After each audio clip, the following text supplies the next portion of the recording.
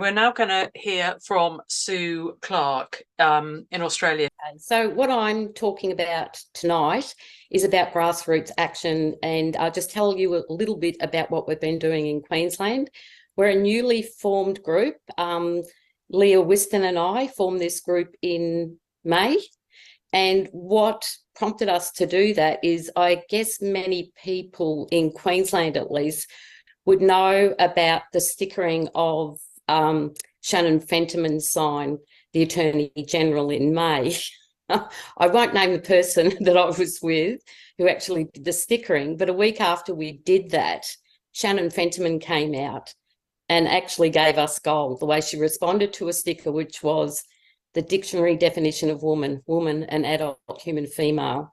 She stated that it was basically hate speech and that we did a lot of damage to many people in that community.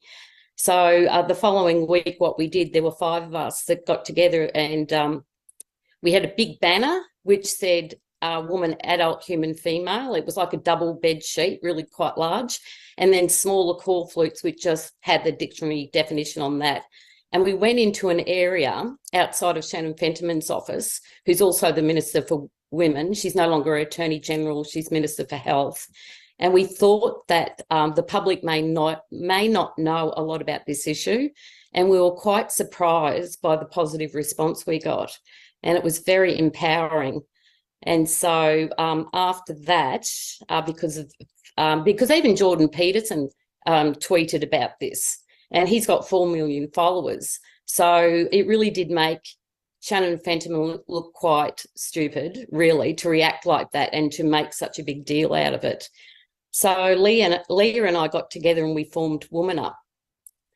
And it's just about actions. That's what we do.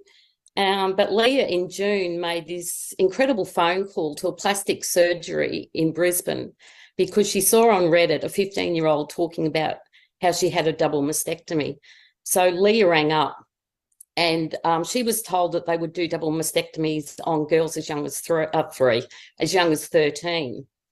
And so Leah wanted evidence. So she rang back and she spoke to a different person and she put it on record. And they did actually confirm to Leah that they will do double mastectomies or top surgery on 13-year-old girls.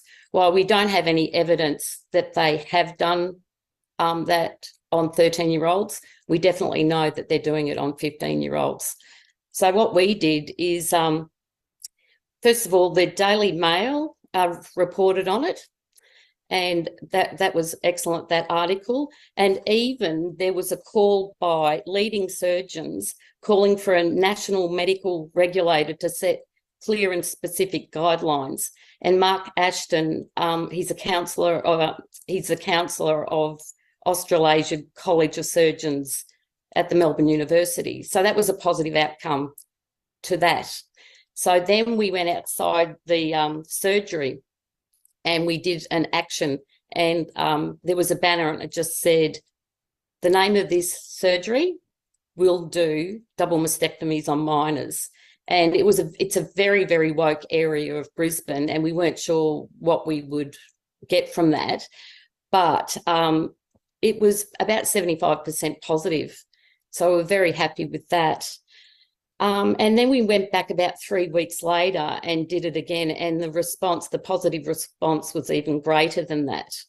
So it just goes to show you get out there and you know the public is not supporting gender ideology. So we just want to empower women to get out there and do these sorts of actions. It can be a very successful action with even 2 people. If you have a big banner, it's very, very effective. It doesn't have to be professionally done. It's just a sheet with the words on it.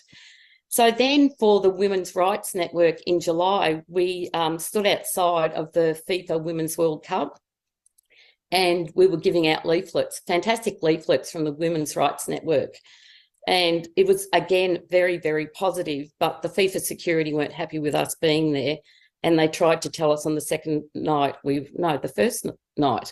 first night that FIFA controlled the streets of Brisbane in a 2-kilometre radius and told us that we weren't welcome, which was, of course, not true. They did have some control around the venue, but not what they were considering. They felt very threatened that we were there. And the leaflet just was saying the biological advantages of men over women in women's sports. So then, like, we do a speaker's corner in Brisbane each month, and we're hoping that will grow. So that's another action. We record that and we put it up on YouTube as well. And we did another action recently outside Shannon Fentiman's office. Again, very, very positive. And just on Friday, I'm sure that you've heard about Gillian Spencer from the Queensland Children's Hospital, or I guess people in Australia would have heard.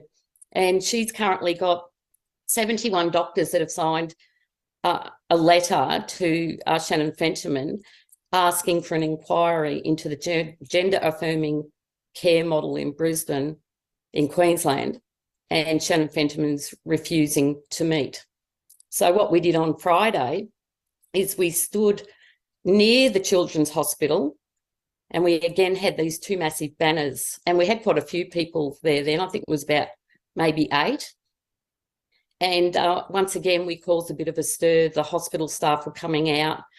There were doctors, nurses, staff that were there trying to intimidate us, with taking photos of us. But the interesting thing was, you could tell they were doctors. They had their stethoscope around their shoulders. And of course, whether or not they felt really good about the action we were doing, they couldn't come up and say, oh, you're doing a great job, because of the way Gillian's been suspended. And that was sort of, a dog whistle to other people within the Children's Hospital. Don't speak out against gender ideology. So, so we've been doing all those actions, and that's just from May. And we did our first street action, except for Peter, for Speaker's Corner, in July, and we're still in August.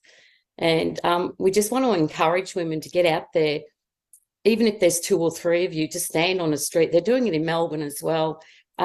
We did, with IWD, organise an action, and we supported that action. And it was at the National Labour Conference in Brisbane last weekend. God, I think, yeah, it was last weekend.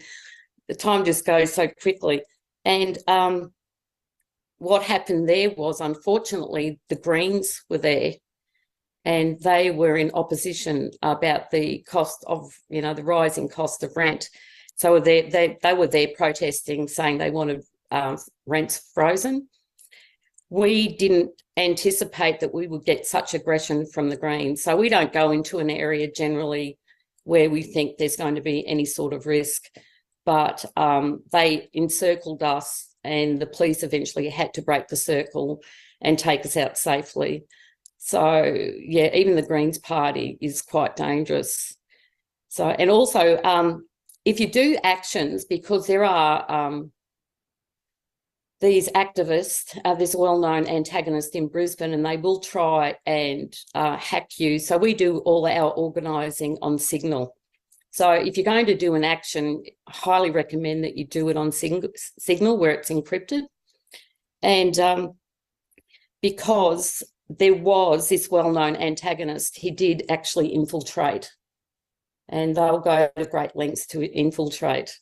So you really do need to make sure that you're safe. When you're doing the sort of pop-up street action, we do it for just about an hour. So we've never been at any risk at all. So we'd love to see in Queensland all the different regions of just women coming out and just doing these roadside actions, because it then says to you, because when you're sort of in this bubble on social media, you don't really understand what the public's reaction is to it, because all you're ever told is that the majority of the public support it. That's not what we've found. We've found well over 90% of people don't support it. And Angie Jones and a couple of women in Melbourne do street actions as well. And Angie said it's overwhelming down there as well. It's about 98%. So, and after we did the National Labour Conference, we all went onto the major overpass in the city, and we did banner drops for Save Women's Sports. And we got massive support there as well. So we just really want to encourage people, you know, and it can be done cheaply. You just get, maybe if you've got old sheets or old call flutes which you can paint over, that sort of thing. It doesn't have to cost a lot of money, and it is just so empowering, and the public love it.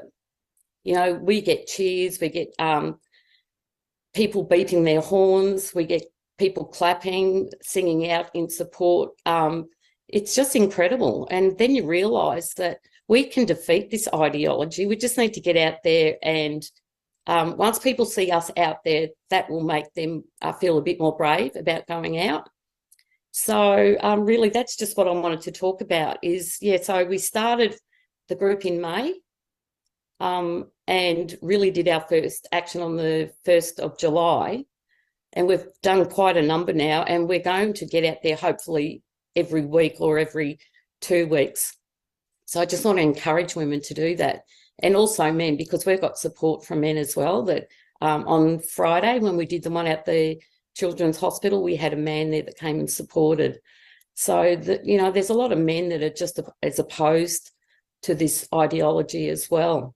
And if you can get people together, I can tell you, you'll make a big, big difference, and you'll come away from those actions and feel really good, because you know that what the politicians are telling us, what the trans lobby are telling us, it's not what the public are thinking.